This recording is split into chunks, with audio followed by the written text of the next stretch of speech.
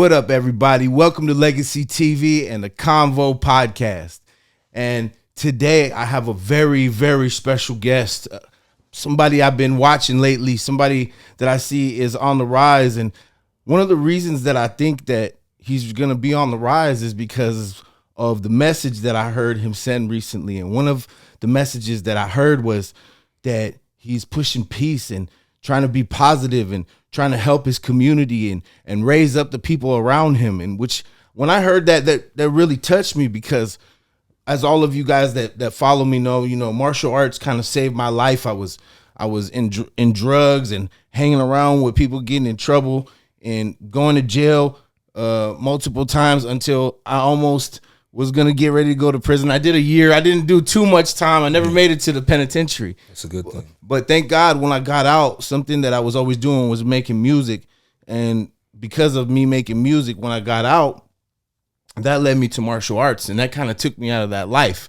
And now what I'm doing is trying to give back and help other people and show people some different paths to make it. And so when I heard that, brother, I had to have you on. And, you're a general from your area, and I'm very honored to have you. Appreciate you coming down. Guys, I got Spoetyface in the house on the Legacy TV, and I wanted to bring him on because I wanted to give you guys a little bit of a glimpse into his life and kind of what he's been through and what that lifestyle can lead you down as you go along. And also want to ask you about some fights and stuff like that, so we'll get into that too, bro. So please, bro, tell us, where you from? What city? Where'd you grow up? What streets? Yeah, I grew up in South Central Los Angeles, Leimert Park, the Crenshaw District, out of the Rolling 40s, over there, born and raised over there my whole life. Hell yeah. Your parents both were together and you were raised with them in the household? Nah, unfortunately, I grew up in foster care. Oh, okay. So, you know how it was in the 80s and the 90s. My mom, she was on drugs and stuff like that, so we didn't get taken. But fortunately enough, my grandma was able to get us from the system. So I was raised majority of my life by my dad's mom. Oh, okay, that's really so cool. I was in foster care, but it was like, it was fortunate. But I was around some of my family because my granny had me. I understand that because like when I first found out about my daughter, her mom was on drugs and they were in the hospital, and I had to come take responsibility. Otherwise, she was gonna end up in foster care. In the system, Describe being in the system for me, bro. Like, for people that don't know, because I'm sure there are a lot of people that have been through it, but like being in foster care, do you have memories of like what happened to you? Tell me, like, what was it like? What happened? Like, your earliest memories of going to foster care? So I just remember the day I was actually taken from my mom. I remember it like vividly, like the police coming, taking us from my mom or whatever the case is. They took us out of a hotel room or whatever. She was leaving us in there. She had to do whatever she had to do.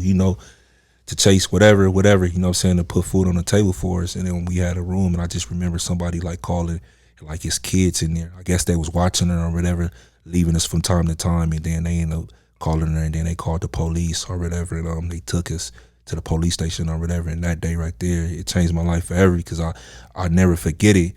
And it was just like, I was just so hard, bro. Like, when you're a kid, it doesn't matter what your mom or your dad do. That's like that. This my mom and my dad, and especially the person who had me. Like, through all the trials and tribulations or whatever, she was the one who had me. You know what I'm saying? She was the one who raised me. So yeah, I was heartbroken, bro. Yeah, I was definitely heartbroken. Man, that memory of them taking, so they arrested her when they did that. Yeah, and then they took you. Did they take you to a police car as well? Yeah, they came. She wasn't there at first. So when they came and got me and my sisters, it was four of us at the time. It was me and my three sisters. So they came and got us, and they took us to the police station. And then of course they was looking for her, for all type of various different charges and things like that. So when we got to the police station, fortunately enough, my sister had remembered my auntie number, and she was the oldest. And then, they're like, do you know your mom's name or whatever the case is? Do you know somebody number? And my sister remembered my auntie number. And when they called my auntie, You know, my granny had shot down to the police station, and we was with her ever since. Okay, at least there was somebody in the family that come up, and that's so important. I've had a lot of my friends go through the same thing, and it's so important for those. So shout out to your family for being there for you and helping raise you. So as you but your mom, like, was she gonna be gone for a while? Did she get like? Nah, not really. You know, back then they gave her like some couple weeks in jail or whatever. Okay. But then they try to like put you back with the kids or whatever. Like, but unfortunately, when you using, that's not your type priority. You mean well. You love your kids, but you just can't get off that. She couldn't shake it at the time, and then by the time she ended up getting clean, like, or whatever the case is, it's like it was my grandma had us already. You know what I'm saying? That was my guardian. Yeah. So she just relinquished custody to my granny. Like, man, they better off over there anyway.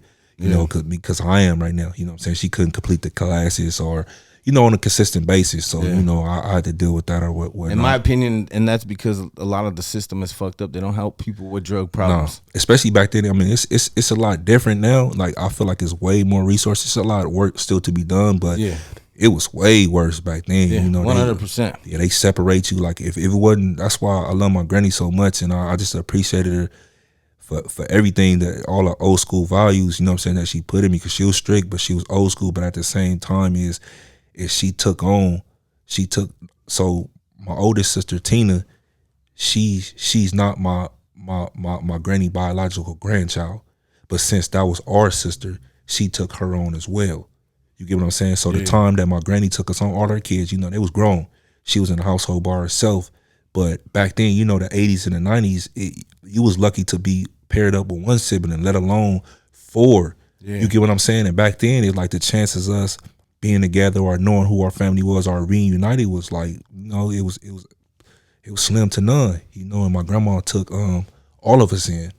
And I'm just grateful for that to this day, because we was able to still grow up together, at least, some of my mom kids or whatever. Grandmas are the best, bro. Yeah, they is. 100%. Yeah, they are. There ain't nothing like the love from your grandma. Because they're the mothers and the fathers, bro. Yeah, 100%. For real. Anybody who was raised by their granny know, like, that special love, that special bond. Man. I was lucky because my mom and dad used to fight so much, because my dad, had issues and stuff, and so my grandparents were kind of raised me, and my aunties and my uncles, and I was real bad too. So, but that love from a grandma. So she took on the responsibility of taking care of you, and then at the time, like, you're all good, bro.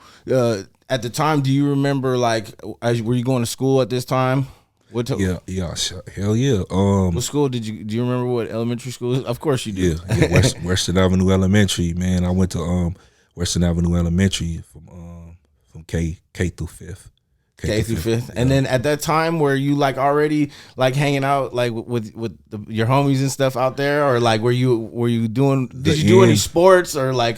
Yeah, at the time, basketball used to be my life. Like I for sure knew I was going to the Lakers. I was gonna play for the Lakers. You know what I'm saying? Like yeah. So I had back then. So my granny, she had me active. Like I was in everything: basketball, football, and baseball. So I played everything, even in gymnastics and swim and dive. Hell yeah! Like not too many black, not too many blacks. I'm in there, but I'll stay down the street from the LA Coliseum. Yeah. So they actually offered, by USC, they actually offered that, the swim and dive team. And I actually got, to compete and doing all that. Yeah, I was pretty much all American, man. Sports used to be my life. Yeah, man. I look when you pulled up, I'm like, you look like an athlete, bro. You know what I'm saying? Everybody say that. Yeah. I was cause man, I was so bad, man. I played every sport, bro. Yeah. I swam, I played water polo, I wrestled, I played football, basketball. I love it. Sports is like so good for kids these days, I think. And man, and it's almost obsolete though, man. These kids, I mean, it's a good thing, it's a bad thing. It's the problem with the phones now, huh? Tell me, bro. In the game, man, you can't get these kids off the games. I'm telling my kids, like, man, go outside, like, go play basketball or something. They don't want to do it. These kids don't even know how to ride a bike. They don't want to do nothing. If it ain't got to do with no V-Bucks or no Robux, they ain't messing with it. You know what I'm saying? You got some kids, but you actually got to force. I never been the one to type, you know what I'm saying, to actually say that until I got out of prison and seen the way these kids are. And mine's in particular, like, nah, you got to force your kids. Nah, because, you know, they be like, oh, I don't want to force them on them and all that. They lazy. These kids is lazy. You got to get them out the house. Yeah, and I remember growing up, the fun that we had. Like, I'm talking about, like, you know, I grew up in the inner city, so we didn't have a lot of money. You get what I'm saying? So we used to create games and all type of stuff to play, you know, and it was so much fun with going outside and with our friends and our cousins, you know what I'm saying? Hell yeah. They don't even have that camaraderie. They don't even have that. Nah. Like, if they don't see a kid, they on Instagram and TikTok and all that, they, like, I'm like, where your friends at? Oh, they over there. Like, they don't even play with their friends. They in this house and they way at, you know what I'm saying? Like, you know, even just to go outside and play. They play on their phones. They play with their friends on the phone. Yeah, it is just crazy. I'm like, y'all don't want to run around. Y'all go to the, go get in trouble or something. They just man. Yeah, it's crazy how much shit's changed with all the phones and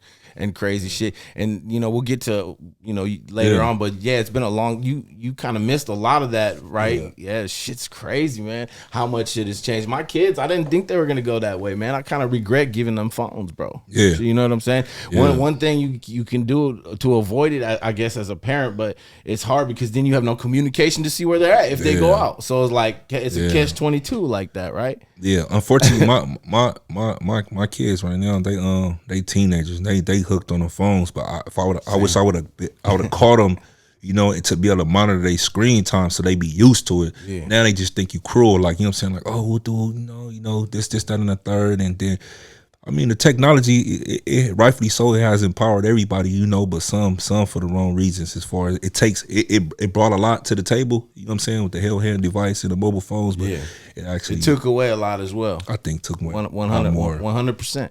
Out of life, I agree. The activity, it made a lot of people lazy. Yep, lazy, overweight. That's why we got that problem in America right now. But yeah, bro. So you're doing your sports, your elementary school, and then you go. What junior high did you go to? I actually went to a couple junior high schools. Were you getting in trouble already at that point? Like, yeah, that's what I was already getting in trouble in elementary. You know, fighting and stuff like that. But back then, they really wasn't kicking you out in elementary, like, for getting in fights and stuff. Do you remember what the fights were over? I mean, like, in elementary school, like, because I'm saying, because I want to give people a perspective of what life is in LA at an elementary school. Yeah, like in your time. Yeah. So to be honest, like, it wasn't really more about, like, even though, like, I was already, like, at 5th grade, like, I'm from 40s, like, you know what I'm saying, like, but I wasn't getting into gang stuff with people in elementary. You get what I'm saying? Yeah. But it was like more like my fights was more like you trying to bully me or, like, you know what I'm saying? Like what? Like, you know what I'm saying? Like, or we getting into a basketball, like juvenile stuff. Like, you know what I'm saying? Shit. Yeah, like, we get into the basketball. I think you hard just fighting over, you know what I'm saying? Just your dumb stuff. Or you mess with my sister, you touched her booty or something like that. You know, back there, like, what? Like, I'm gonna get my brother, like, that type of stuff. Yeah. So I was bad. I was bad, but I was always a fighter my whole life. I was always a fighter, but I never was this tall. Like, I grew like 7 inches in 1 year, so I used to be like kind of on the shorter side, you know. But yeah, though, I was always a fighter. You know, you like to fight. You could see some people, like, you know, they got it. Did you ever, like, as you were going through them, did you do any martial arts or any, like, boxing training or anything like that? I did for like a couple months. It used to be called, like, the Jeopardy program. Like, if you was getting kicked out of juvenile halls, in junior highs and stuff like that, they put you in like it's called Jeopardy. Like, he in Jeopardy, like, as far as, like, going to juvenile hall or this, that, and he on probation, this, that. So they used to, the police stations used to have, like, programs and stuff. They used to teach you martial arts, you know what I'm saying? Man. And back then it was like I believe, like, Thai, you know what I'm saying?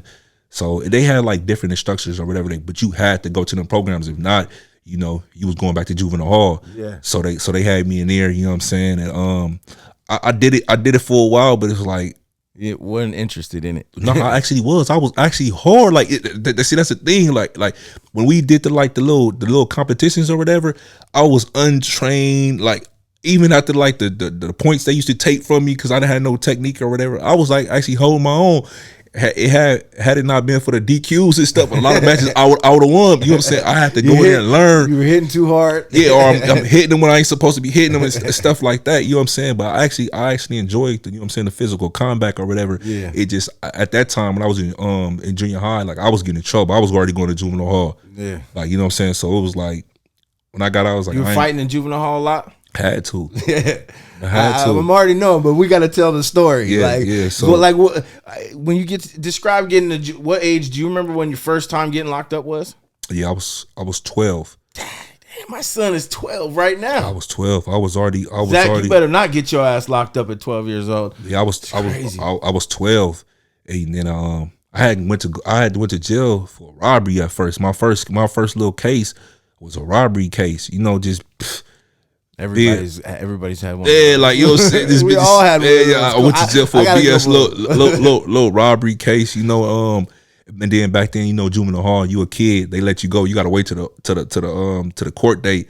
And man, them little 3-4 days to the court date, I was like, oh, I ain't never coming back to jail. I don't like it. I don't want it. You know what I'm saying? Like, what? Like, you know, and yeah, I ended up getting out at the first court date or whatever, but they put me on probation. Yeah. So I was like, once they get you. Yeah, and like, you know what I'm saying? I like come to learn like, oh, that's the tell that they put trap on you. That's the trap. So they end up, and you know, when you a juvenile, you don't get no chances to plead guilty or let me take this deal on it. It's just whatever the court give you. Yeah. You get what I'm saying? So So you just start going to the halls, and then in there at 12, it's already starting to, you're already starting to fight in there, and yeah. And like, for example, like, you know, how much time do you think you did as a juvenile in juvenile hall? So my second time, that's when I did my first term. So I did from when I was 13 to I was 17. Damn. My second That's time. your whole teenage year? That's my second time in jail. Yeah.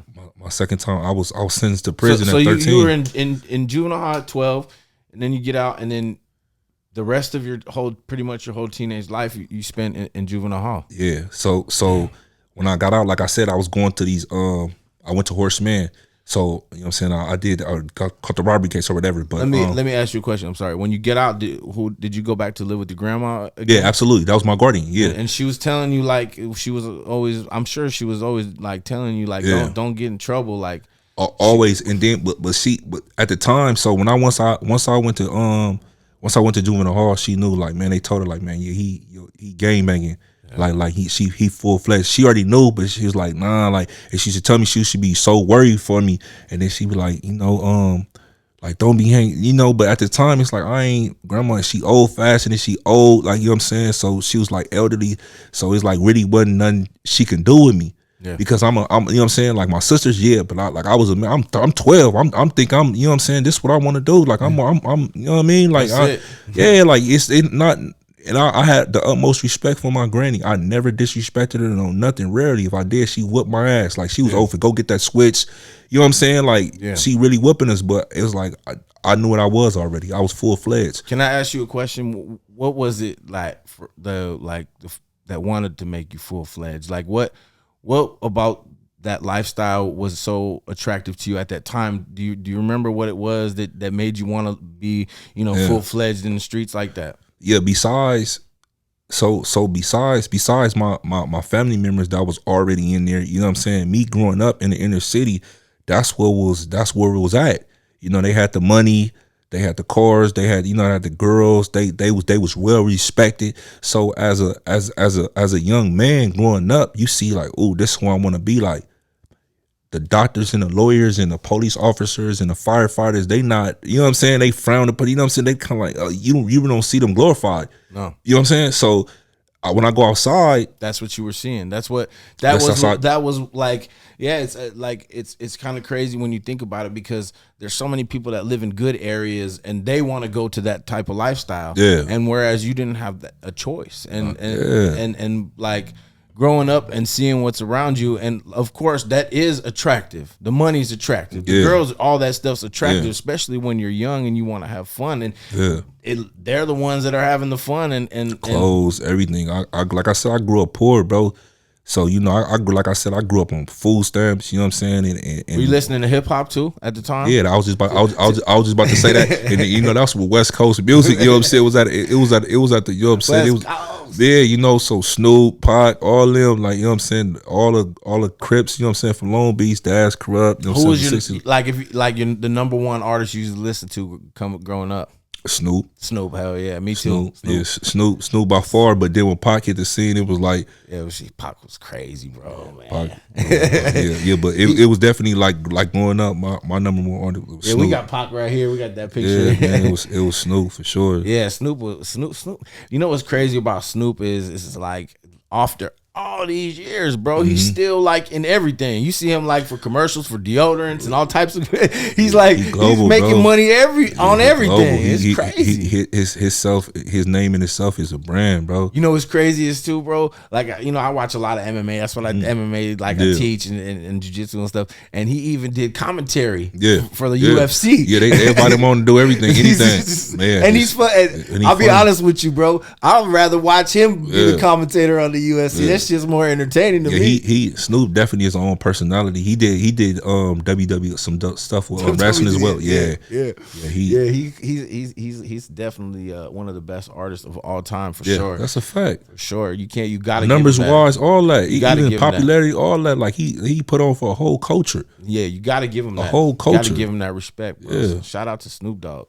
But yeah, bro. So were you rapping did you rap at all, or like you were just like you were just gang banging at the time, like and going in, like when you get out? Let me ask you this: when you get out of juvenile hall, like the first time? No, after the 4 years, because I got out of YA. I ended up going to YA. So I went to the second time I went to juvenile hall. I was in a fighting case, and that's when I did the 3 years, I believe 8 months. 13 to 17, right? Yeah. And then when you got out of that situation, when you getting home, like what was the plan? Like what were you gonna do? Did you in your head you're just gonna go start hanging out with the homies and stuff, or was there any goals that you had at the time? Is what I'm trying to get at. Yeah, the only goal that I fake had like was to like play basketball. At this time. Like I had shot up. Like when I was 15. When I was 15, I grew like 6 or 7 inches in 1 year. So I was like, and I got the size. I was always hard. I was nice, like, you know, but then I'm like, I want to do this. But at the same time, I'm 17, and I just went to juvenile hall, camp system, placement, you know what I'm saying? Now I'm headed to YA. So I was in prison. Yeah. You gotta understand, as a kid, as a 13, 14-year-old kid, I was in Fred C. Nellis.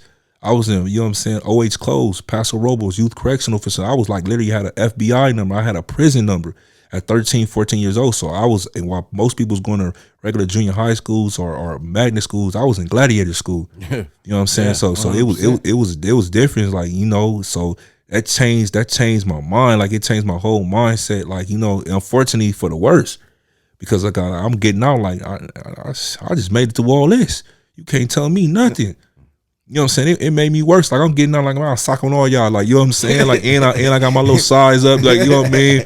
Like I just did. Because none of you guys are bullying me. None of you guys are fucking with me. That was the mentality. Yeah, because I just got out of prison. Like it's crazy to even say that now, because like, you know what I'm saying? Like that's what we use as stamps and stripes. Like, you know, back then, like you go to YA, you make it out of YA, like you that boy. You know what I'm saying? Like that was my stripe. Like, you fresh out of YA. Like, you know what I'm saying? Yeah. Like the same thing Pac said. You know what I'm saying? Fresh out of YA, hit the hood, swole, like, you know, that type of stuff. Like, you know what I'm saying? So that was going to my head. You know what I'm saying? It was like, I mean, that's all I was thinking about. Maybe if I get out, I get on a basketball team. Other than that, I wasn't thinking about nothing else but just girls. You got to understand, I had missed a whole lot of that. Yep. So I was a little horn dog, like, you know what I'm saying? I'm trying to get like, so I'm trying to get some poom poom, like, you know what I'm saying? Like, that's all I was worried about, like, you know what I'm saying? Girls and gang banging. That's it. And so you get out, and that's what you start doing. And then what does that lead to? Jail again. How long were you out for? I was out like 9 months, and then I ended up going back and doing a violation for like 10 months. 10 months violation. And that was my last juvenile case. But when I got out, I was 18. So it wasn't no more, you know what I'm saying? It wasn't no This was gonna be it as far as going to YA and just regular jail. Well, YA they still had a jurisdiction over me till I was 25 because I went in there for a violent crime till I was 25. But you know, when I didn't catch him on my dog case, they're like, nah, we gonna just release him to CDC. You know what I'm saying? Like he got a win YA, y'all can get him up out of here. You know what I'm saying? Because I was already maxed out. They just had jurisdiction over me, so they could have took me back to YA. It was like, but nah, the time that I'm facing is gonna be more than the, you know what I'm saying? The more than the actual jurisdiction. So they just relinquished me my the custody. You know what I'm saying? To California Department of Corrections. Yeah. Yeah. And so as an adult, when was your first time doing time and how long? I was 18. Right away. Right away. It's crazy, man. Damn. Yeah. You didn't waste no time. Yeah, after I got out of YA, I got out of Chad. I was 18 already. I stayed out about like a couple months. And then back in there. Yeah, I on went charges back. or no, actually like my first time in the county, I went for like some bullshit, like some traffic ticket, like, you know, the blue line. That was when I had the blue line. I wasn't paying it, so when I ended up getting caught, they read my name. They took me. I ended up a couple of days, but that was it. You know what I'm saying? That was a different experience. But I ended up going back when I was like 18 and called my case. You know what I'm saying? A robbery and a gun case, and that's when I did my first Joe. I did my first little bid. How long was that for? 3 years. 3 years. Yeah. That's a fucking long time. Just that, bro. That's what I said. I've been doing time my whole life. It feel like right now, I'd have probably did more time in jail than on the streets. So okay, so this is another 3 because you did basically for almost 4 years. Now you did another 3 years, and then it's still the same. Like the goal doesn't change like yet. Like at this time, like still, like I want to get back out and do like I want to fuck with the girls, and I want to get back to gang banging. Like because you were doing So when I get out, the goal hasn't changed yet. So when I got out this time, it was I was like 21, turning 22, I believe, on my way to turning 22, and nah, it wasn't. It didn't change. Like you gotta understand. Like it was a good thing and a bad thing because I felt like I had my youth on my side at the time. So it was like I'm 21. It's all good. I'm popping like I'm somebody over here. You know what I'm saying? And it's like every time I get out, it's love. Like I'm still blinded. Like I still got the blue blockers on. Like this what it is. Of course, you know when you're in pain, like I'm gonna get out. I'm gonna get a job, and you know that this man I got out. Yeah, but then I don't want to hear. Every like night, and I'm gonna do good. And yeah, like you know, so I wouldn't say I'm gonna do good. Like I'm not gonna do no crime. At the time, I was like, man, I'm trying to be a smarter criminal. You know what I'm saying? Yeah. Like. So I definitely, nobody wants to come. Like, I'm gonna come back to jail, and it wasn't like that. But I definitely wasn't like, I didn't really have no long-term goals. I'm just trying to be smarter about what I'm doing. Yeah, I didn't have no long-term goals at all. Yeah, I was caught up in the life, bro. Yeah, like, bro. That's the gang banging in the street life. It's a drug in itself. Yeah, it's exciting, and I think that's why so many people, you know, want to be a part of that until something bad happens and it's too late, and it's unfortunate because there's so much. The way I look at it is there's so many talented people. Yeah, that's a fact. You know what I mean? That you know there's much more to life than you know. Though I just look at those years that you are like we're talking about like already 6-7 years of your life gone, bro. Like I can't even if I think back 7 years from now, like I'm like I don't like my son would have been like. You know, 5 years old. Like it's crazy, bro. Right? So you do those 7 years and then you get out again, and then what happens next? Do you go back again? Of course, I went back again, man. That's so at the time. It's like I'm not trying to laugh because it's just crazy, bro. I have to laugh about it, but that's why I be like an advocate about, you know what I'm saying, reform, prison reform, and a lot of these programs. Like I was actually doing work. I was one of the people, you know what I'm saying, that was doing the work that got these violations down to where it is right now. Because at the time, like I had at the time they was giving year flat violations, so I wasn't even committing crimes. I was just what I couldn't stay away from the homies. So I pretty much did like at least like 2 years just for hanging out with at least friends? 2 and some change just for hanging out. I don't know if you remember back in the days, like they was like gang association, you know what I'm saying? Special conditions of the parole. Yeah. So it's like I'm going in there, they 10 months. 9 months. This is what the parole board get me. I ain't even committed a crime. I'm not Didn't even here for do crime. And you got people that's coming in for robberies or guns. They 16 and a half, or they getting county lids, or they getting some county time, and they getting let go. And they committed crimes. That's just crazy. Bro, I did my last violation on the number. I did a year. They did me a year and a day, bro, with no crime. No, I only thing they caught me was some of my homies. Gang association gave me a year for that shit, bro. A year away of someone's life for nothing. I never committed a crime, bro. That's crazy. I never committed, but that's how they do. They you know what I'm saying? They don't give a fuck. They don't give a fuck about those years. Those days don't mean they don't understand what somebody has to go through in their every day counts in that motherfucker, and then they just give time like it's nothing. Yeah, you know, it's crazy. It's definitely systemic. Like, you know what I'm saying? As far as, like, you know what I'm saying, them picking and choosing who they want to do. Because like I said, I've been in prison with all, like, you know what I'm saying, ethnic groups and, you know what I'm saying, backgrounds. But I used to ask my biker partners, like, when we was on the fight, like, man, hey man, y'all got special conditions? Like, man, they be tripping on y'all when you hang. Like, nah, hell no. Like, you know what I'm saying? Like, what the fuck? But I asked the Mexican homies, like, man, what's up? He's like, yeah, fool. Like, you know what I'm saying? The other side, I asked the Ace, he's like, nah, bro, we ain't got that. Like, we ain't got it. I'm like, oh, that's fucked up. Like, you know what I'm saying? I remember going to jail out here. Like, I'm purging, I grew up around the brothers and stuff out here. So like, when I would go in there was none of me. It was only me. But I just remember seeing, like, things from you guys' point of view. And I didn't even make it to prison, you know. But you hit the county a couple times though. Oh yeah, I did a year in the county out here. I did multiple, like, 3 months, 6 months. Yeah. So if you don't mind me asking, when you went in, who did you run with? Like, I run with the brothers. Oh, that's right. Yeah, 100%. Off top. Yeah, 100%. You know, I hung around, like, all the brothers out here that do music and stuff like that, and you know, so when I was getting ready to go do time, I asked one of the homies, like, what do I do? He said, you tell them you're black and that's it. Yeah, and you go look for. So that's what I've been in some riots and stuff, and it's you know, nothing like, I'm sure, what you've been through, bro, because you've been through a lot more than me as far as the county out here. Yeah, that don't mean nothing. That don't mean nothing. But yeah, like, so tell me, like, you get out again. And then you go back again after the violations. You do multiple small violations for years, and then when do you go back again for another long time? 2000. I got 2011. End of the 2011, early 2012. That's when I just did my 12 years. 13 years ago. So guys, he's 12 years. 12 years.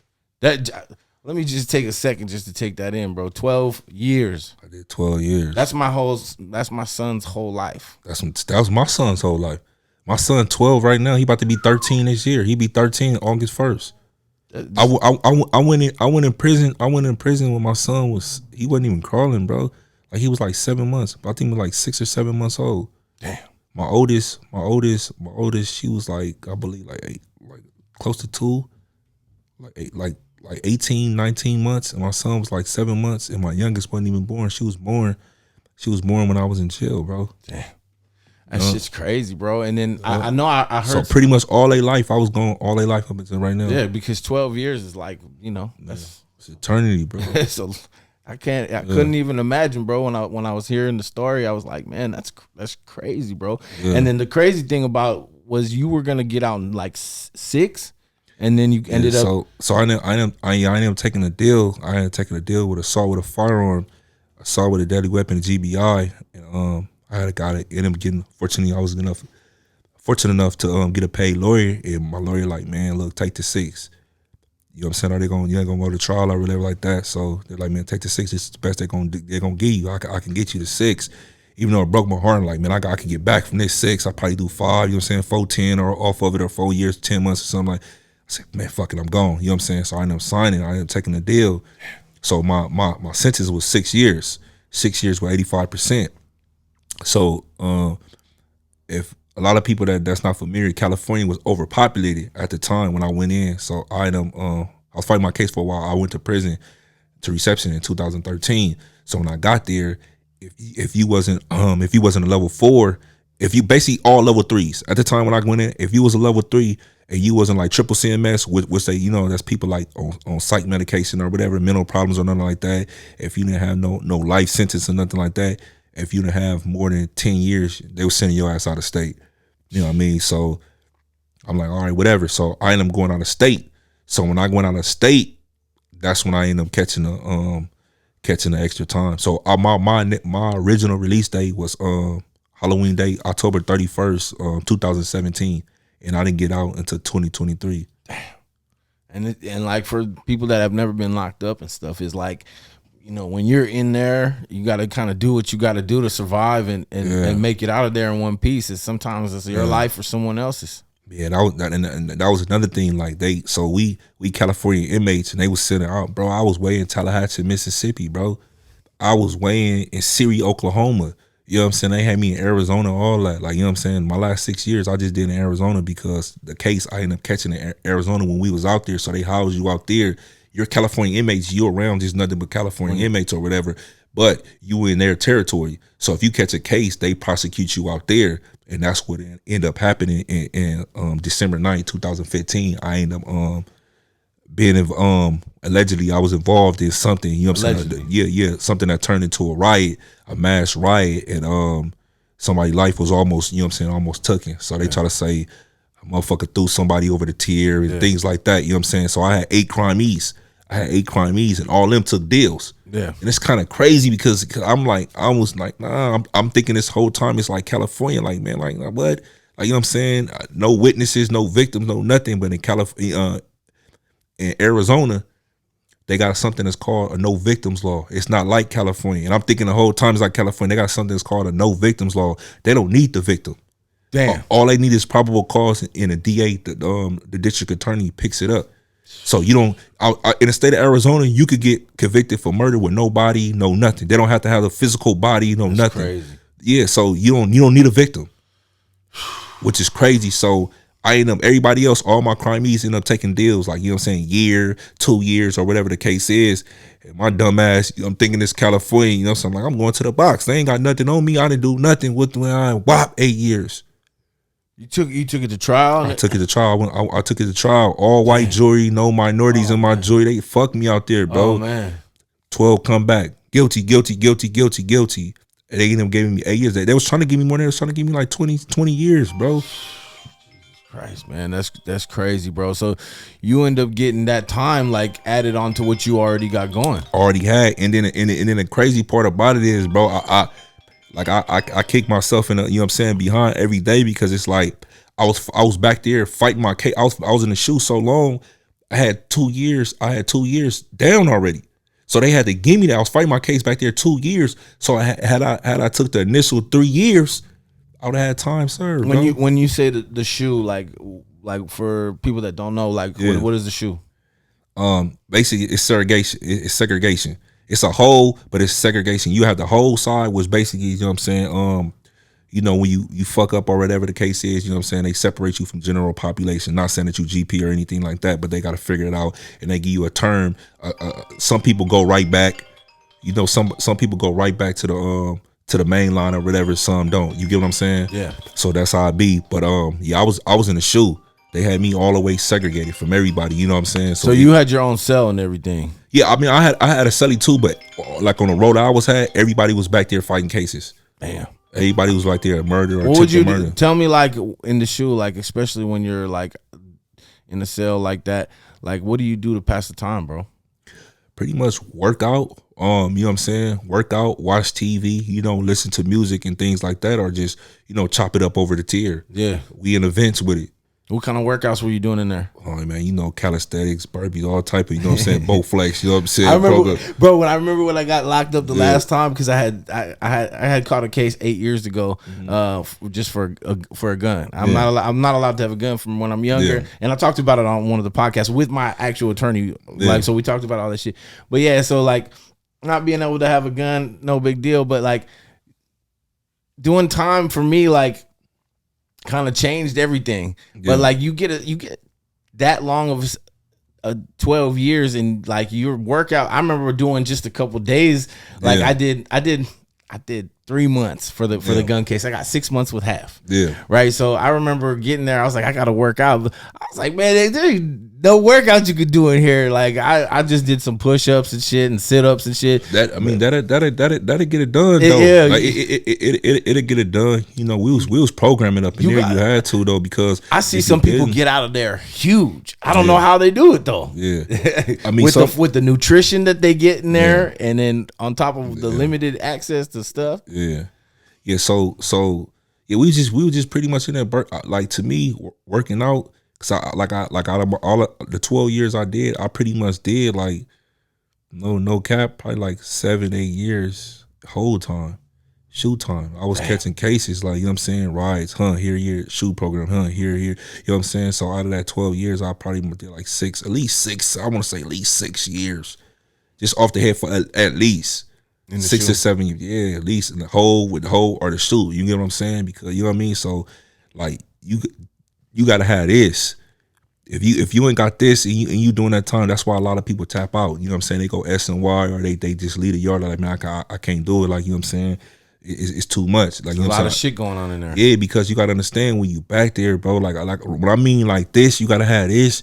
You gotta have this, because you will be going crazy, bro. It's big time. Like you like, a lot of times I didn't have no celly, because, you know what I'm saying, either my charge, or, you know what I'm saying, I done beat up too many niggas. Like, nah, they just put a single cell status here, you know what I'm saying? Yeah. Or whatever the case is, whenever you come back there. So even more so, like, you ain't even got nobody to, you know what I'm saying? You ain't got nobody to talk to. Motherfucker be in there talking to herself. Yeah. Like, a lot of people, if you like, a lot of people that came from the shoe or come to that environment, they gonna tell you, like, I talked to myself before. Oh, for sure. For sure. I didn't reenact. Sure. I didn't talk to myself before. Like, you know what I'm saying? Like, because, like, it's no. They say geniuses talk to themselves. That's a fact. You know what I'm saying? So.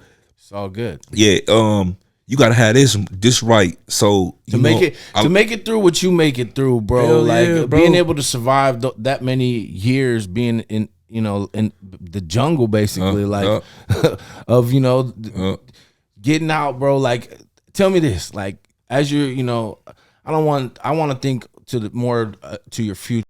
What up, everybody? Want to take a quick second out of the podcast just to give a shout out to our sponsor, the best criminal defense attorney I know. The last time I got in trouble, I needed somebody that was going to look into my case and actually fight for me and get me the best deal possible, and he did that. And I'll make sure that he does that for you. Make sure you shout me out if you guys reach out to him. They're the sponsor of the Convo. You know anybody, a family member or yourself, that make a mistake, you want somebody like him on your side. Arash, please let everybody know how they can get a hold of you. Thank you. Arash Hashemi, 310-448-1529. or HashemiLaw.com, HashemiLaw.com, or just Google hashtag BetterCallHash. Remember that, BetterCallHash.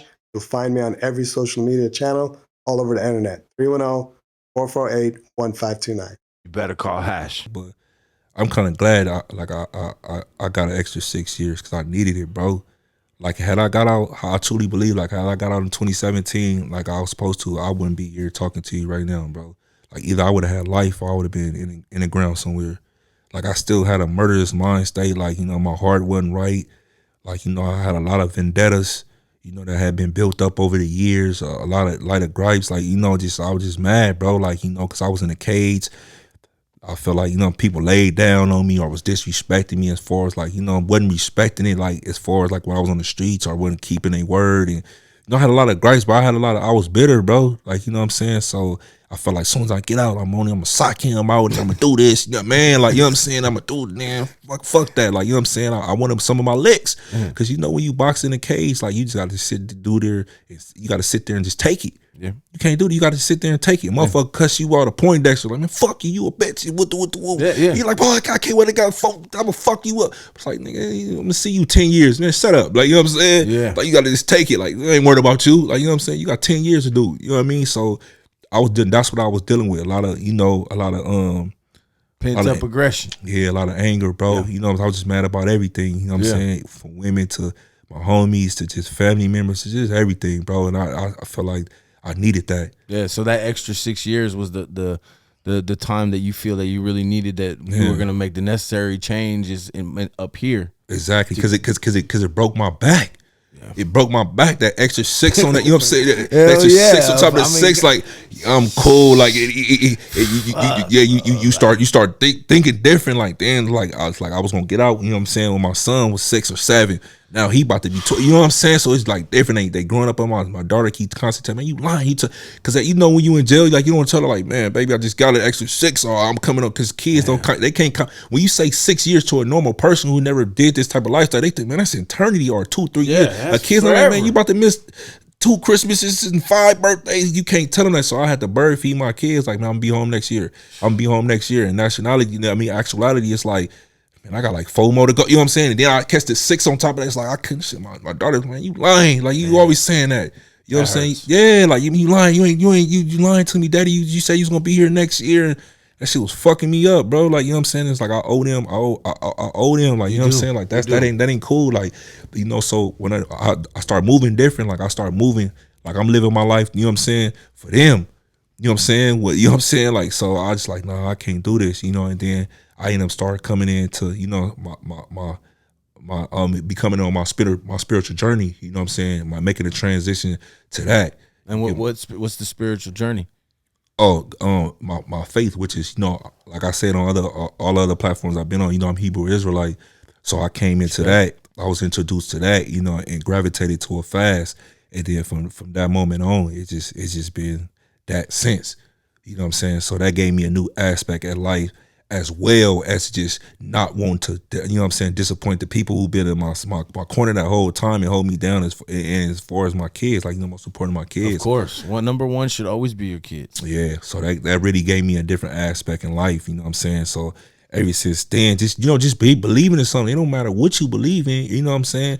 I can have my opinion on who's this and this, that, and the third, but, you know, just believing in something, having faith. I learned that just by having faith in something, you'll have a different outtake and a different look on life, period. 100%, bro. Builds morals, like, you know what I'm saying? Just so much stuff. It makes you change. Standards, yeah, like, you know what I'm saying? The scumbag stuff I was thinking about doing and I used to do, it's like, nah, bro, like, this ain't right. You know what I'm saying? It's building empathy and sympathy on a lot of different things and just, you know, building patience, you know, forgiveness, like, you know, so. Forgiveness is the number one thing as well. Yeah. That's crazy. That you know, that's beautiful that it took, even though, like, we say 6 years, like it's nothing, but it's like it's eternity.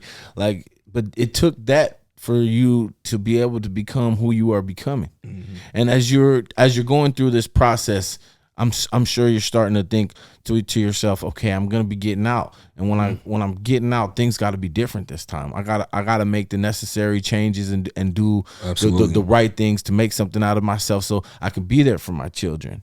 Yeah, absolutely. Absolutely. So I was definitely thinking about that. You know, I had my game plan already. Like, for the most part, everything been put in place. The only thing that I've been having to work on is just like the patience. But I always think back, like, you know, my I was saying this when I was locked down. I was like, if you notice, a lot of people, like, I feel like everybody will get their turn. You know, whatever you striving for, whatever you want in life, I truly believe you will get that. Like, you know what I'm saying? If you're doing right, like you will get that. If not all the way, like, it's some part, like, you'll achieve that. You get what I'm saying? But my whole thing is about a lot of people, like, you know what I'm saying, that look like me, you know what I'm saying, or black and brown people, we don't be there, we don't be out on the streets long enough to have our turn. Either we, unfortunately, you know, get killed, you know what I'm saying, or go do time. So I was like, I'll never let nobody trick me on my spot again, you know. So what I'll be doing is like, don't worry about it. When I first got out, like, I had a little change or whatever. Like, you know, it's hard. Like, what was that? Tell me that first moment when you walked, like, after 12 years. Like, who was there to meet you? Like how I remember just doing a year, bro. And I got out and I was like, damn, this shit is crazy. I was so happy. After fucking 12 years, that must have been the greatest feeling in the world coming out. You couldn't have take that smile off your face, bro. I couldn't. Yeah, my road dog came and picked me up, man. My cousin, man, out in Easter, man, TK lady, she my road dog, man. That's my heart, man. She was there, you know. She was my arms and my legs when I was in there the whole time. She ended up coming to pick me up, and when she came and picked me up, like, I seen her, like, she was at the gate, and I couldn't, of course, you know, I couldn't stop smiling, man. It was kind of bittersweet because, like I said, I was pro to Arizona. So when I was in Arizona, man, it was the summertime. It was hot as a motherfucker. It was like 1:30, bro. I got car sick, bro. I was throwing up and all the time. I got car sick. Like I literally got car sick. Like that's an okay sick to deal with. Yeah. Of course, but I was fucked up. Like it felt good to be out, man. I ain't gonna lie, man. It felt good to be out just to go. What was the first thing you wanted to eat? First thing that you could like? Do you remember? Like, did y'all go out to eat that night? No, we didn't go to eat. I grabbed something. I grabbed something to eat, but like I was taking care of business. Like I had to take care of I had to report in to them or whatever. Then by the time we got out, because we drove right back. It was a drive. It was like, you know what I'm saying, 7-8 hour drive. So by the time I got back, I wanted something else to eat, and I was car sick. I just wanted to lay down. I just wanted to see my kids. You know what I'm saying, to lay down. Cause I was fucked up, bro. Like, you know what I'm saying. So yeah, are you kind of in shock, like being at home, like finally getting home, like laying down and being like, no more, like, you know. Yeah, hell yeah. I was just being in a car, like let me turn up the radio, like, you know what I'm saying, like, just everything, like, bro, it was all new to me. And my cousin, she was clowning, like, man, turn your phone up, like, you know what I'm saying. I'm so used to it. When I had a phone and job, like, yeah, you know what I'm saying. I do this to this day, like, you know what I'm saying. So I'm like, it's like, man, you can turn it on your phone. Yeah, like, you know what I'm saying. I told her, like, man, I'm about to use it. She's like, why you telling me you gotta use it? They ain't gonna use the bathroom, like, you ain't in jail no more, like, you know what I'm saying. Yeah. So it was they definitely be clowning me and stuff like that. But yeah, it's I'm still adjusting right now. Yeah, that's what I was gonna say. Is like, how long have you been out now? I got out like a little almost 9 months. I got out June 23rd. 9 months, 2023. Yeah, like it's still adjustment going on after all that time. Yeah, I'm still adjusting. As far as, like, you know what I'm saying, being nice to people or not taking just like a regular person just mad dog, because it's for some reason it's weird out here. People just mad dog you for no reason, like, you know what I'm saying, or just be staring at you and be rude as hell. But I be like, man, is he on me or something? Like, what's up? You know what I'm saying? You know what I mean? Like, and that little stuff like that. You know what I'm saying? So like I be telling everybody, I just came from a place. You know what I'm saying? You supposed to take everything as a sign of disrespect. You know what I'm saying? So I be just that little stuff, like, you know what I was telling one of my friends. I was trying to kind of relate it to like driving in traffic. Mm-hmm. Like, if you think about it, there's a lot of people that you run across in your lifetime. You might never see them again. Yeah. They might piss you off. Like, they might do something to upset, but is it really worth, like, you doing any time or losing your life, or them losing their life for a split second of someone you're never going to see again? No. It's just crazy to think about, though, sometimes when you put it into perspective what it really is. It's like I got this one student, and she's like a road rager. And I just tell her, like, she's like, one guy almost ran me off the road. She's an older lady, right? She's a brown belt, and I much love to her. She's awesome. But I'm going to tell her, one day you're going to piss the wrong person off. Yeah. Like, you never know what somebody's going through. But do you think, I don't want you to badmouth your student, though, but I'm going to ask you anyway, but do you think she a road rager because she a brown belt, or that's just no, not she doesn't. She's one of the hardest persons on herself. She thinks like she's not good enough, and we always tell her, you know, you're amazing. She's 60-something years old. Okay. Yeah. So even her being in the gym is winning. It's amazing. Yeah, you know what I'm saying. So like, damn. So you get out, and then, you know, now that you're out, bro, like, I see, like, you guys are doing so much stuff online and stuff, and like now when I heard, that's when I brought it back to, like, when I heard you talk, I was like, man, this guy right here is somebody that his community can really get behind, and not only get behind, but he's got the right mindset to lead, like, you know, to tell people to do the right things, to love each other. Exactly. And one of the things that really touched me about what you said is when you were locked up, you said you had realized, I think, that a lot of people that were your enemies were the people that were there for you. That's a fact. And it's crazy to me, bro, like, because I'm Persian and I never grew up around a lot of Persians. Mm-hmm. You know, like, so I never had, like, you know, all my friends were black pretty much. Yeah. My kids are black. Yeah. You know, my homeboys were black. So like, for me, I never understood why there was always so much. Yeah. You know, like, if I couldn't imagine, like, if there was a bunch of Persians around here that they'd be, you know, it was hard for me to understand. But I had friends that were family members from both sides. Yeah. So that's why when I heard you talking about that, and I was like, I understand 100% what your message was. Yeah. So you know, like I say, I'll be telling everybody, like, once you take the blue blockers off, like, once you take the blinders off your light, your eyes, and you can see the light. Like I truly see the light now. Like I done been in situations like that. I feel like I've been lied to my whole time, but my whole life, bro. Like, you know, and not only that, it's just like, it be hurting my heart to just see like everybody pin us against each other. Like, and it's like this world, like you don't want to have to tell a motherfucker like, man, I'm pro-black. I gotta do it these days, because like it's everybody against us, and then we against ourselves. Like, you know what I'm saying? And I be feeling like, man, I'm proud of who I am. I'm proud of my heritage, and my heritage is my culture. And I feel like it shouldn't be nothing wrong with that. But I be feeling like, what's the world is like, for me to have to say that, like, you know what I'm saying? It's awful, bro. And it be truly breaking my heart, because like I said, like you just stated, like in prison, like it's like my worst enemy, like a person from Hoover, a person from HR Gangster, or Blood. Like, you know what I'm saying? Like, you would think like we hate each other. But for what? For what reason? But like again, like when the prison riot jump off, them be the main ones help you, right by you. Like, I got you, bro. Back to back with them. Come on, bro. Like, you know what I'm saying? So it's like, in here we see each other as brothers, but when we in the streets, we look at each other as ops, and I had to take myself out of that. Like, you know what I'm saying? Like, if I could look at you as my brother in here, like, and not my opposition, then I need to apply that in the streets. And that's what I'm on right now, because I feel like that's what hinders us, that's what stops us so much, because we killing each other out here for. It's all stupid, bro. Like, you know what I'm saying? I feel like it's all stupid. Like, you know what I'm saying? And everybody benefit from our culture. Everybody extracts everything, and everything from the resources to everything, our culture. And they the ones make millions and millions of dollars off of it, and they benefited from, and we don't. Yep. They give us the crumbs, just like the whole gang banging culture, the whole gang banging stuff. Like, you know what I'm saying? We fighting each other, we killing each other. And what we doing? A lot of people don't, because there's a lot of black people that's black owners, you know what I'm saying? Black businesses, all right, that's cool. But as far as a whole, a lot of us don't own our communities. I'm fortunate to be from a neighborhood, an area where it's like actually a lot of black owners, you know what I'm saying, in the Leimert Park area. So it's a lot of black people that own it, but it's not like that in a lot of areas. You have an Asian population or a white population that got the salons, they got the, whatever the case is, you know what I'm saying, they own everything. Yeah. But they not of the art community, which is not a bad thing, but it's like when you come in and you extracting everything, you're not putting nothing into that community, and then on top of that, you downplay the significance of that community, and that's just wrong, bro. Yeah, like, you know what I'm 100%. Saying? So I just be trying to get everybody to see what's really going on. Not saying that I'm going at targeting one specific group or anything like that, but just like I want to enlighten and wake my people up. You get what I'm saying?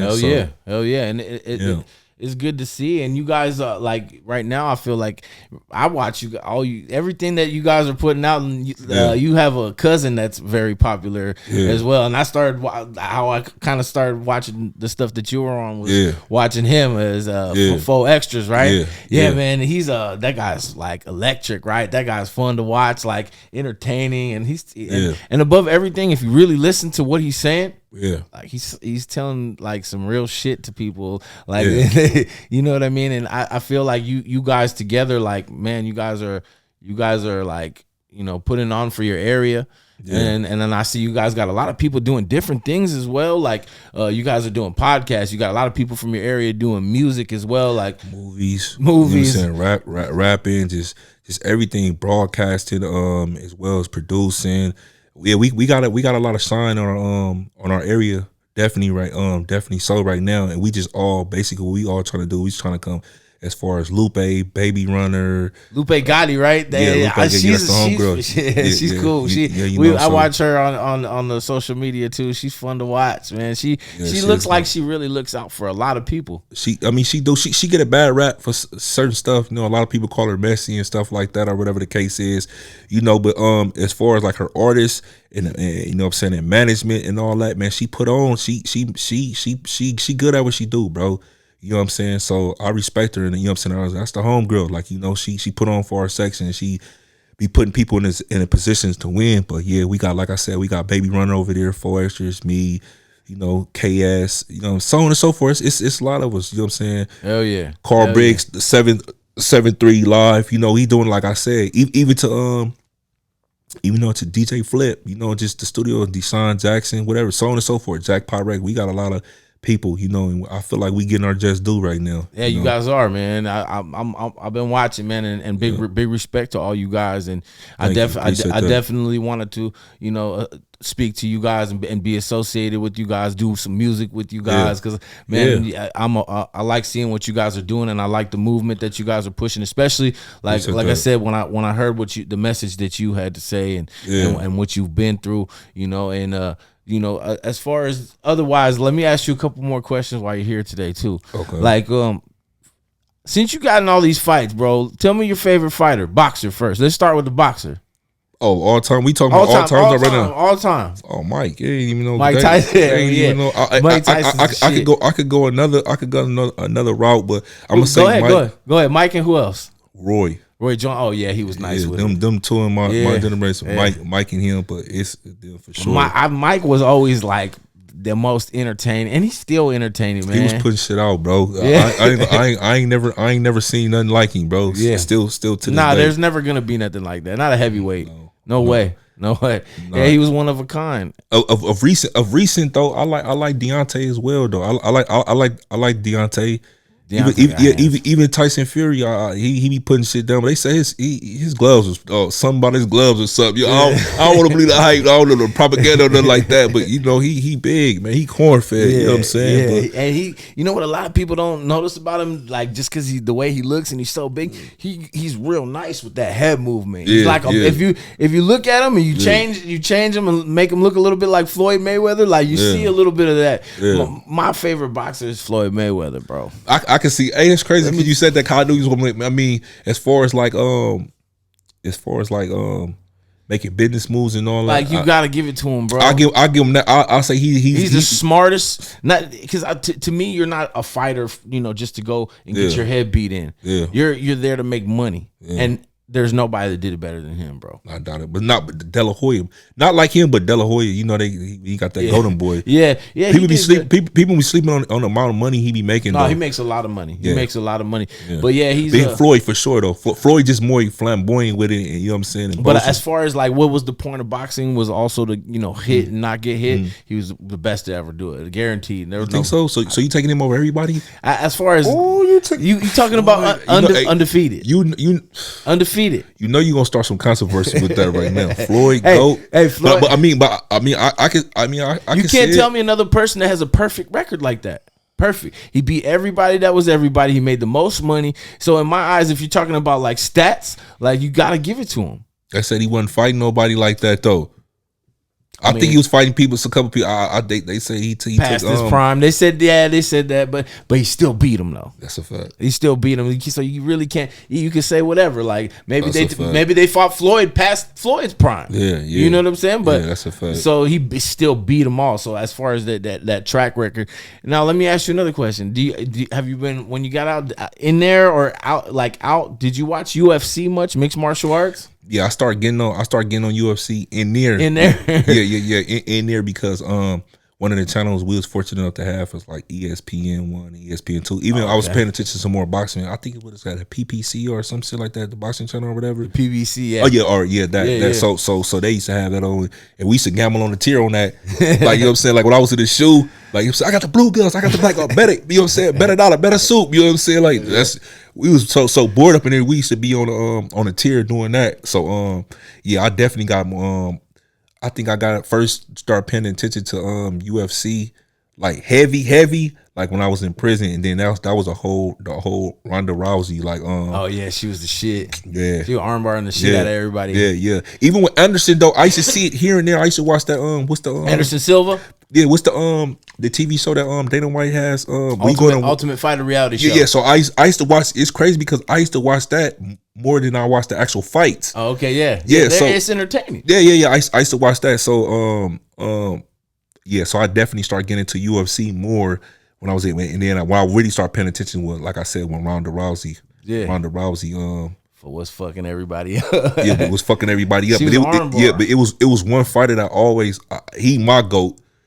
in UFC, but I like a lot of other fighters as well, though. Who's the GOAT? Man, John Jones. Man, I knew you were gonna say it. I just said that on the Why Not podcast. It's not even to me. He's like, yeah, no, you're one. I agree. I go John. Come on, bro. Like God, there's nobody better than that. Yeah, what really solidified me, because I remember the first time he fought DC.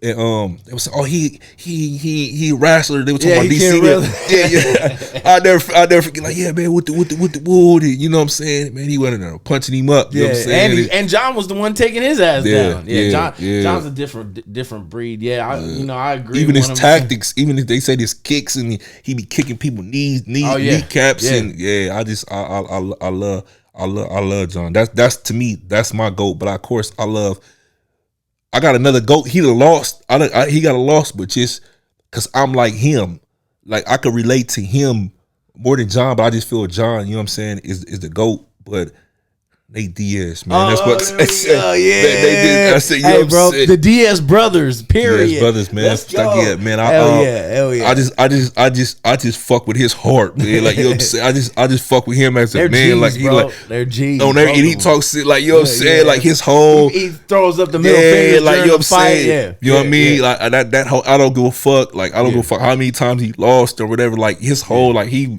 in there in the pocket. Like, nah, fuck that. Come on, like, you know what I'm saying. I don't want to do that. Fuck that. Yeah, like, you know, that, cause that's my style. Like, man, fuck, we ain't all that and all that. I understand. Like, I'm like, but you know, I ain't never really, you know what I'm saying, fought, you know, competitive. You know what I'm saying? Yeah. So when you in those situations, especially, you know, in the streets or prison, when they were like, man, fuck all that running and trying to, man, come here, you stay here. We about to throw them in. Whoever win. You know what I'm saying? We're gonna stay in a little area. Yeah, you know what I'm saying? You know what I'm saying? Fuck all that. You know what I'm saying? So yeah, you never had. Let me ask you this: out of all the fights you ever had, any of them end up on the floor? Like, oh yeah, a whole lot of them. I thought I was a UFC fighter because, man, listen, I ain't 100 pounds. Hey, bro, it go like that sometimes. Sometimes you gotta, you know what I'm saying? Like, especially they start wrestling. Hold on, you gotta learn stuff. You gotta know a little bit, especially in prison, because you gotta understand, especially the cell fights. You know, you got the locker. You got the tape, and they be small. You know what I'm saying? If you fall over the locker or you fall by the caught in a bad position, you gotta get up out of there. Like, you know what I'm saying? Like, hold up, you gotta grab them. Like, you know what I suggest to everybody? Like, I wish this was in your area, because one of the things that I feel like, and it would benefit a lot of people too, like, to keep them away from these situations, would be Brazilian Jiu-Jitsu. And that's why I'm a 4th degree black belt in Jiu-Jitsu, and that's kind of really what changed me in everything. And my coach that, you know, taught me how to be a real man and be a father and all that. But I think people would benefit so much from knowing how to grapple as well. Oh yeah, as well as that's doing gonna everything. Change the game, bro. I'm telling you, that's a game changer right there. Yeah. You know, it would be cool. I wish I was that grapple. That game is different. You gotta have endurance. Like, that's when I learned. Like, when I was conditioning, you gotta like condition, right? Oh yeah. Like, cause me and the homie, we used to just play. I used to have studies and we used to just play. Like, you know what I'm saying? And he wasn't conditioned the way I was conditioned, and I used to just get him off the sheer fact that he should get tired. Yeah. You know what I'm saying? Like, oh, I got you. You know what I'm saying? You know I remember, bro, because I had been in fist fights and riots and stuff, and I've been jumped. So I'm not afraid to, I boxed growing up, and I did karate, taekwondo. I was in all martial arts. So I never. So you grew up. I never afraid to throw hands and stuff. Yeah. But I remember when I first went to an MMA gym when I got out of jail, and I got fucked up that night. Yeah. I got tapped out probably like 30 times by people. I was embarrassed on my way home. Like, I was thinking to myself, damn, I let that dude wrap me up like a pretzel like that. Yeah, you know what I'm saying? Yeah, it go like that. I'm learning because you gotta get it in there though. I was like, all right, I'm not gonna let that happen. And that's when I really started training. But I just let me ask you this question then. Yeah. So out of the 30 times you probably got tapped out, or you got wrapped up with some of the guys, like, oh, I got him. Like, would you going in like, oh yeah, I got him? I got him. Because the first person I went with, like, I realized, oh shit, my arm almost broke. I was like, oh, I got to be careful. And then I started to become a little bit more timid, you know, like, careful. And then I still got fucked up. I remember driving home, I was throwing up, my neck was hurting. Like, I was like, oh, these dudes know like how to fight for real. Like, if they didn't want to like punch with me, they could grab me and then I'm in trouble. Yeah. And so like that's kind of really what made me want to get into it. But on top, then I realized how much it changed me and made me a better person. And I think, I honestly think a lot of people would benefit from martial arts. And you know, it's a shame that there's some areas where there's no jiu-jitsu, no MMA, because in some of those places you will get the best athletes that you have ever got. That's a fact. You know, and that's why I was fighting so hard. You know what I'm saying, to you know, to try to take my community back and get these resources that's been misplaced right now. And as far as, you know what I'm saying, well, man, if I'm gonna tell you right now, I've been teaching, you know, a long time, and if there's anything I can do to help out, like with the youth out there, and even the adults, if there's a way I can maybe come out there and there's somewhere I could teach at, and you know, we could get, I wouldn't even want to make no money. I would just do it out of the kindness of my heart, because I would want to, I love to help people, bro. And I feel like God put me here to help people. And I've reached that, like you said, up here, you reach a certain point in your life where you realize what's important, and you only got one life. Yeah. And so like right now, like I would love to, if there's anything you ever want to orchestrate with that, I would love to come help. And I respect what you're doing, bro. I want to see you guys succeed. You know, I want to thank you. It's been an honor talking to you, bro. And I don't want to keep going too much, because I'd love to do some more content with you, bro. This was great. I think we got to really tell your story today, because I wanted to kind of hear more about you.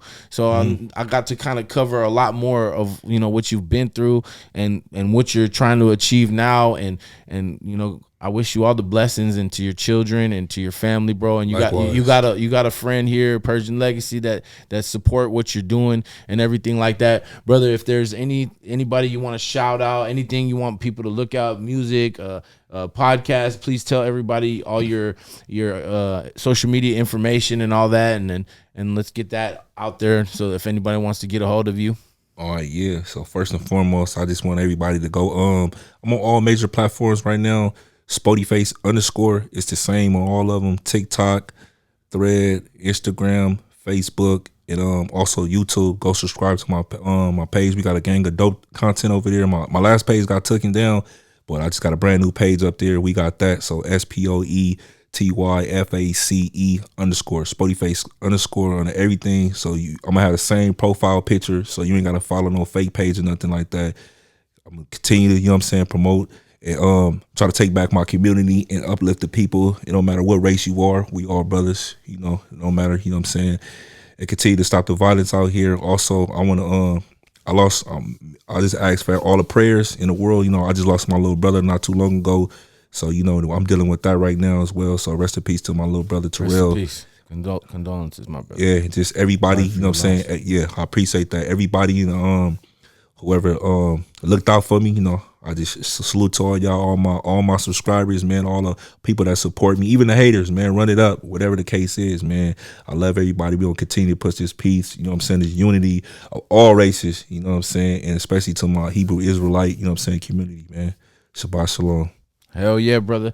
I appreciate you coming by, guys. It's been a real like blessing to have him here today with us and tell his story. And you guys, you know, be on the lookout, because I'm telling you guys right now that there's a lot of things coming from this individual right here. And appreciate you, brother. Appreciate you again. Pleasure. Thank you for having me on. Hell yeah. Like, subscribe, tell your mama and your daddy. Peace. We'll see you on the next one.